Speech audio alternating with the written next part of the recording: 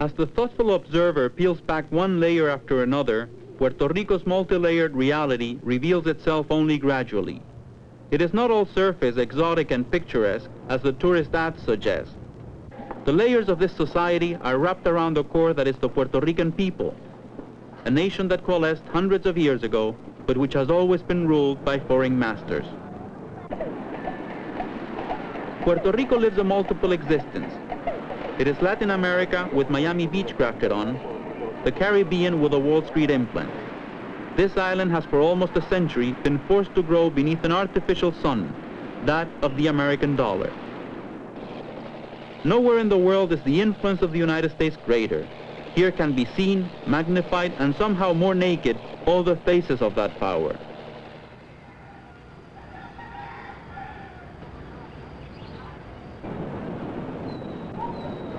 Peeling back the layers of this reality is to discover a people who have lived with, been affected by, and resisted that power.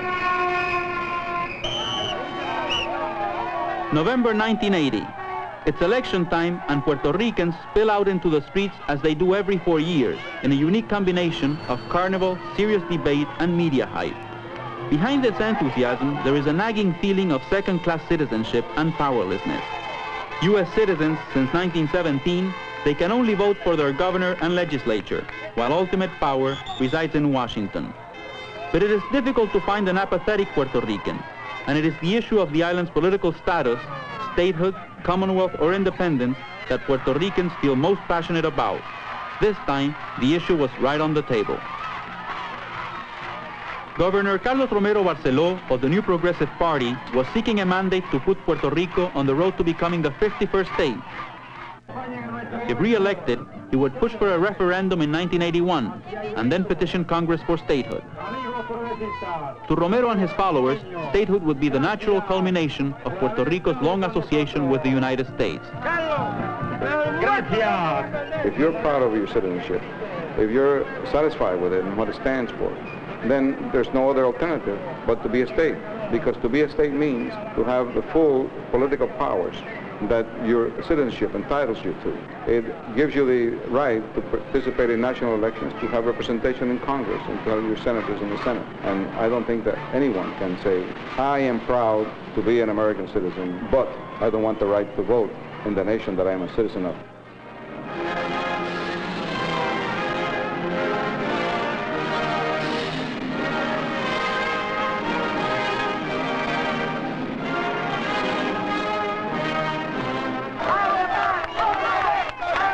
At the other end of the spectrum was the independence movement. Puerto Rican Independence Party leader, Rubén Berríos, a former senator and candidate for governor, one of two pro-independence candidates, argued that statehood is but the culmination of colonialism, and moreover, a pipe dream. He claimed the U.S. would never accept a poor Spanish-speaking state with thousands opposing statehood. This is an outmoded system whereby the United States commands and we obey, and definitely at one moment it looked as if it was all right economically, but now we can see it's a bankrupt economy in Puerto Rico. So there's no reason at all whereby the United States should be having a colonial system in Puerto Rico, and sooner or later this reality will come to the minds of the immense majority of the Puerto Rican people.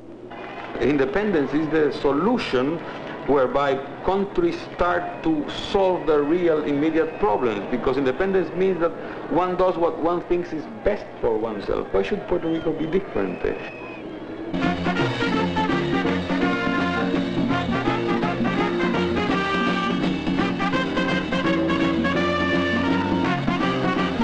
red flag of the Popular Democratic Party remains the symbol of the creation of the Commonwealth. Rafael Hernández Colón, a former governor, was trying to make a comeback.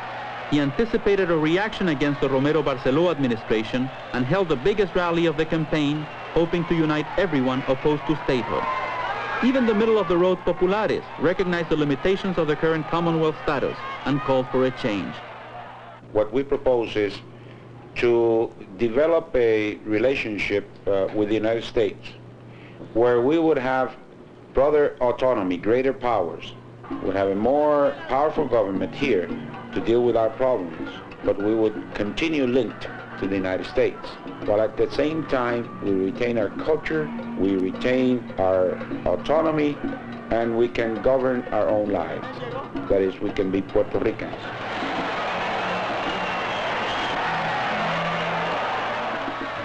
Yet the bid for greater autonomy needed a push from a famous American.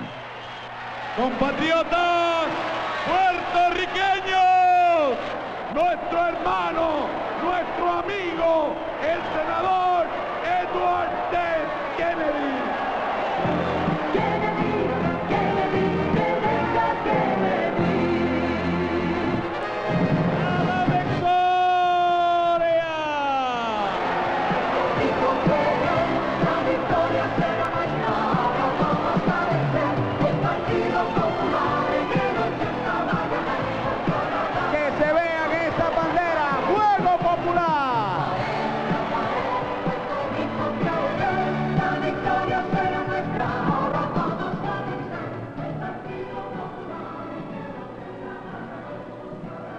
With the mudslinging and politicking over, election night did not bring a winner.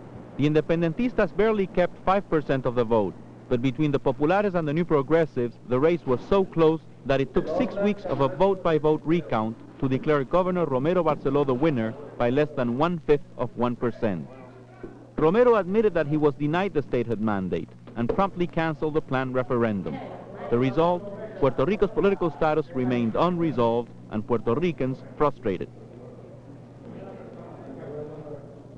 Venga un partido o venga el otro, es lo mismo. One party or another, it's all the same. Only God can fix this. 30 years ago, Puerto Ricans looked toward a brighter future. Industry to Puerto Rico means prosperity, so the dedication of the 100th new industry under the island's Operation Bootstrap makes headlines. The 1950s saw the unprecedented expansion and transformation of the Puerto Rican economy. The island's first elected governor, Luis Muñoz Marín, has been called the architect of this tremendous boom.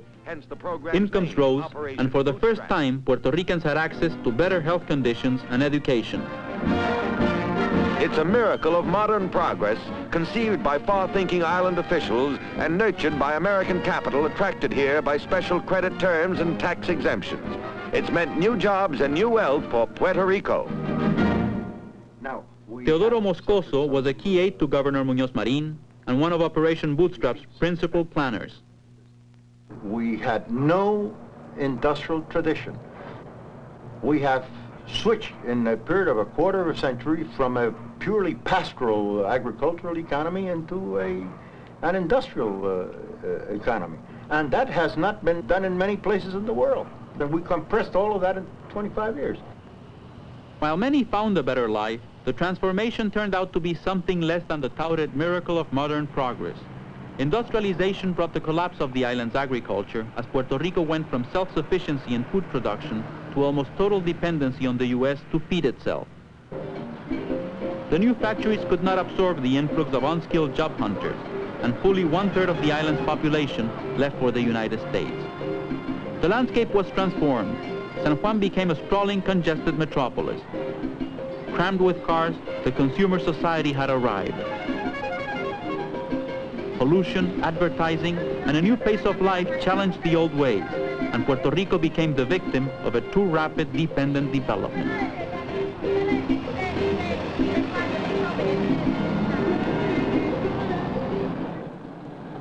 The basic flaw in this strategy was that it relied 100% on foreign investments in Puerto Rico, on foreign capital.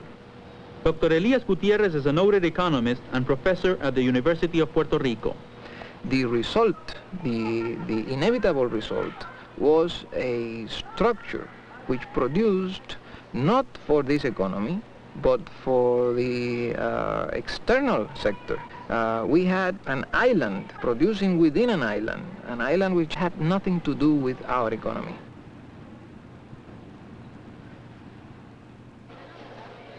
Standing at $14 billion, U.S. investment remains overwhelming.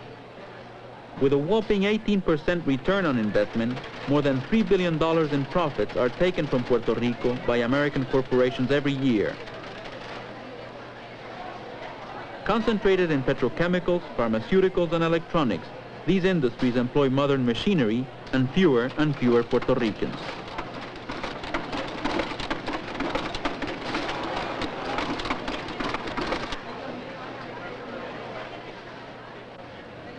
By the early 1970s, the factories that had come on the first wave of industrialization and which required a sizable workforce began to leave the island.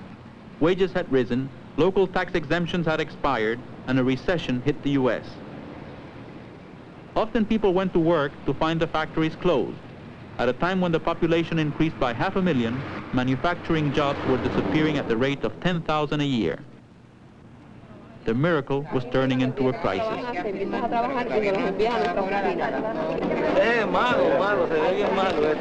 Bad. Things are very bad. Unemployment's getting worse, and with all the budget cuts, in 2 months there will be another 25,000 people in the streets. How has this affected your life? Tremendously. You can't live on unemployment. It's not enough to support anybody. Official unemployment is almost 20%, although real joblessness may be closer to 30%. In the 1960s, the solution seemed to be to put thousands on the government payroll, resulting in imploded bureaucracy that now accounts for 1/3 of all jobs. But these jobs are disappearing too, especially under the impact of federal budget cuts.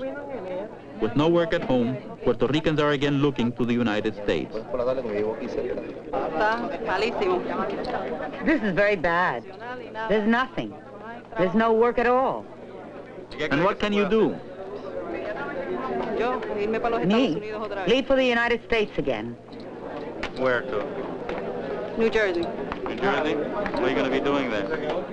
I'll find a job, I'll tell you that much. Even if it's in a factory, I'll find. We are an economy which are suffering from a bleed of financial capital, a bleed of physical capital, and a bleed of people, human capital. Puerto Ricans at this moment are leaving Puerto Rico at such a rate that during the 1970s, the net emigration was 100,000. We are losing people 30 years and under, educated at high school and university level. We are losing doctors. We are losing university professors. We are losing paramedic personnel. Nurses are being recruited from Boston. Success is to leave this island for many people. To stay often means accepting a daily routine of idleness and boredom, a state that is alien to traditionally hard-working Puerto Ricans. Young people are especially hard hit.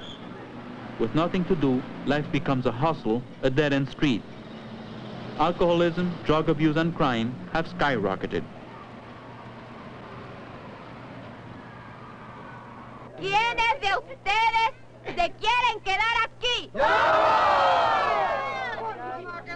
The squatters of Villa Sin Miedo, village without fear, have just defied a government order to leave this land a few miles outside of San Juan. Called rescatadores in Spanish, they see themselves as rescuing unused land and converting it into viable communities. More than 20,000 squatters in Puerto Rico face imminent removal and arrest. A government report states that only 15% of the population can afford even the lowest priced housing. In a country where the value of home ownership was so greatly stressed in Operation Bootstrap, these shanty towns stand as a symbol of general economic deterioration and grassroots fight back. Porque no creemos en la intimidación del Departamento de Vivienda. Because we won't be intimidated by the Department of Housing. And we think that the solution to the housing problem should be a collective one.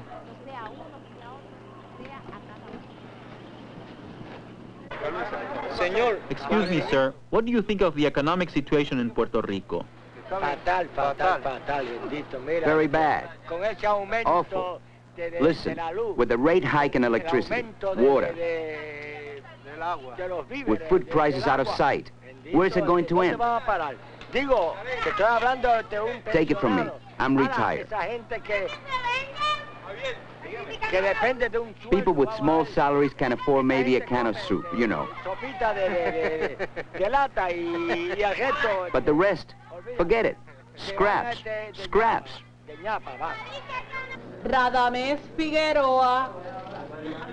Standing between Puerto Ricans and hunger are what everyone calls los cupones. Almost as good as the dollar, and sometimes replacing it altogether, food stamps are the most visible part of a massive federal support program exceeding $3 billion a year.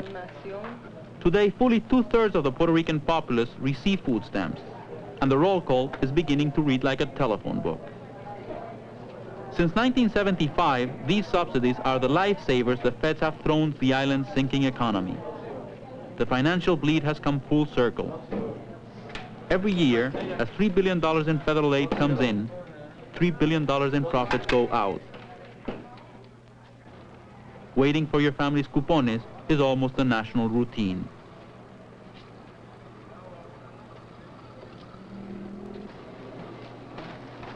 But the aid leaves too, for what Puerto Ricans buy with their food stamps is imported.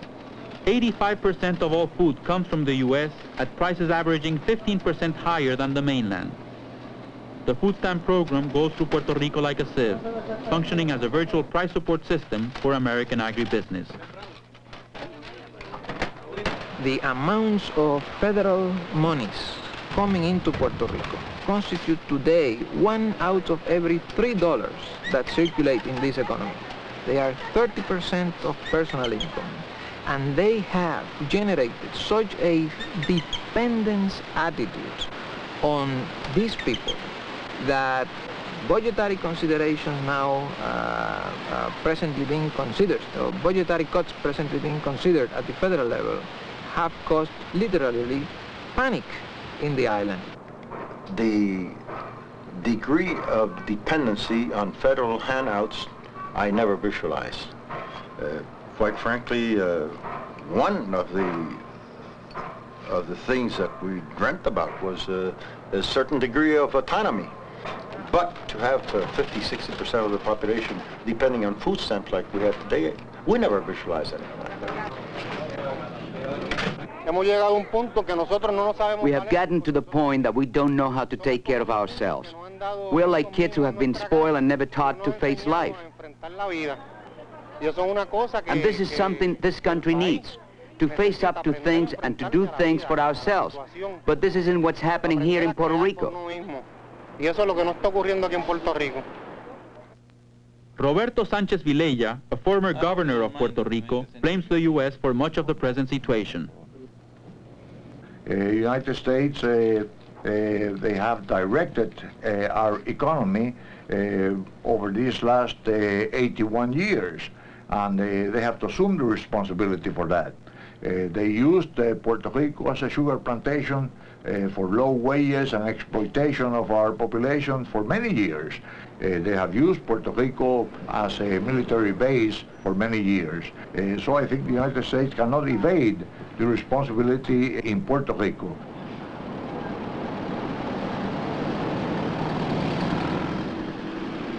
Former commander of U.S. naval forces in the Caribbean, Rear Admiral Arthur Knoysen, claims that the U.S. presence in Puerto Rico is fully justified.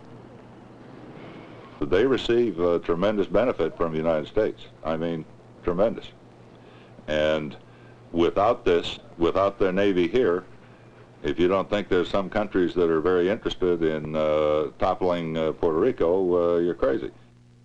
7 military bases dot the Puerto Rican map, covering 62,000 acres. Roosevelt Roads on the island's eastern tip is the largest U.S. naval base in the world. And tiny offshore Vieques is part of its inner gunnery range. Ever since the Marine landing in 1898, the American military has been a major force on the island, regarding it as a strategic military outpost in the Caribbean basin. If the U.S. were to send a rapid deployment force to any country in the region, say to turbulent Central America, Puerto Rico would almost certainly be one stepping stone, as it has been for several U.S. interventions since 1954. Another reason for that presence is oil. Over 50% of the oil that goes to the United States passes directly through the Caribbean, whether it comes from the Persian Gulf or not. The Caribbean is the oil hub of the United States, and if we're not here to protect it, we are in trouble. But it is the Navy that's in trouble on the island of Vieques.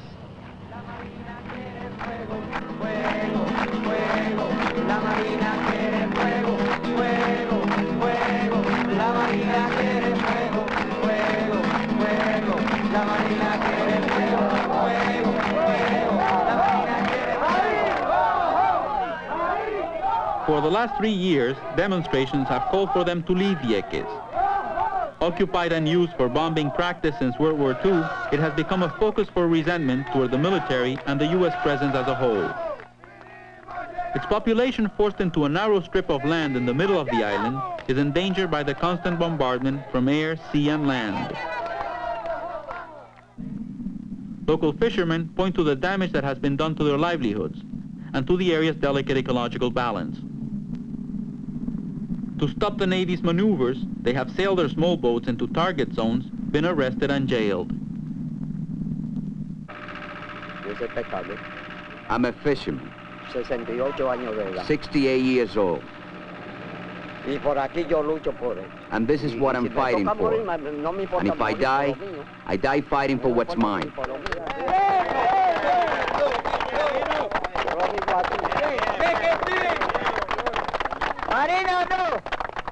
I don't care if I die fighting for something that's mine. One of the sharpest critics of the U.S. presence, military and otherwise, is the Puerto Rican Socialist Party, a pro-independence Marxist group. Even though they are one of the island's 4 electoral parties, the PSP has been targeted by the FBI for harassment. Party leader Juan Maribras is one of their long-standing targets. Well, I have, for instance, the dossier that the FBI sent to me under the Freedom of Information Act. They admitted in that dossier that they have been persecuting me since 1943 when I was 15 years old for the mere fact that I was elected at that time president of a group of independence youth in the Mayagüez High School, the school in my hometown where I studied at the time.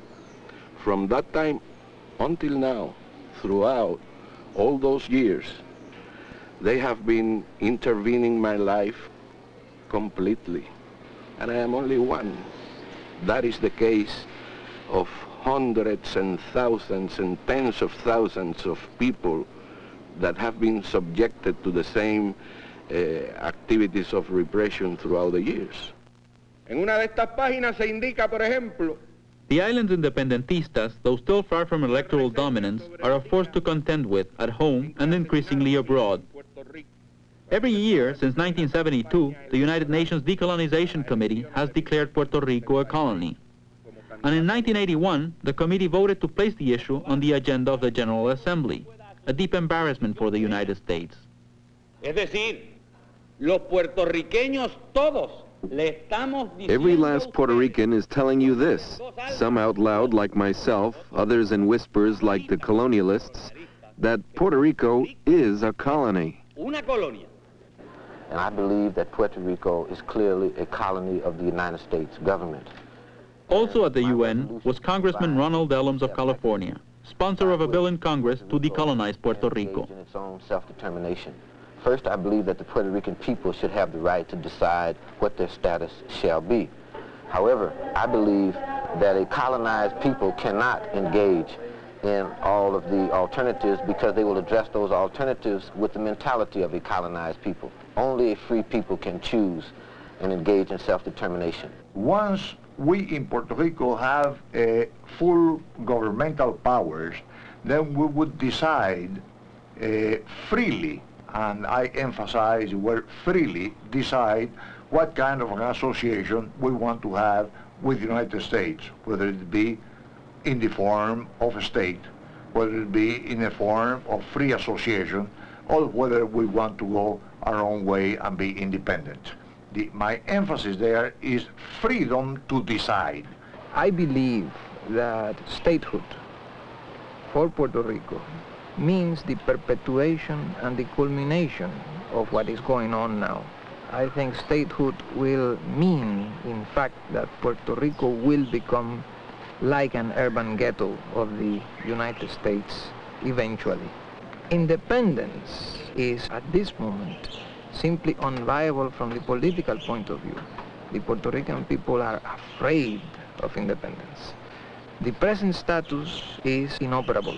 It cannot generate in 10 years what it has been unable to generate in 30 years. From the Puerto Rican point of view, it is our social benefit that must be primordial and which must be our goal in any future arrangement. The United States have had enough of a benefit from the relationship since 1898. The overwhelming consensus among Puerto Ricans is that the island's present status is colonial and that the relationship with the United States must change. And while they differ among themselves as to the kind of relationship they ultimately want, they have no doubt as to who they are, a fully developed nation, a people with an identity all their own. The present political stalemate and economic deterioration has already meant an increasingly unstable social climate. If Washington continues to sidestep the issue of Puerto Rico's status, the consequences for American prestige and democratic traditions may be more lasting than the present crisis in this now tarnished Latin American showcase.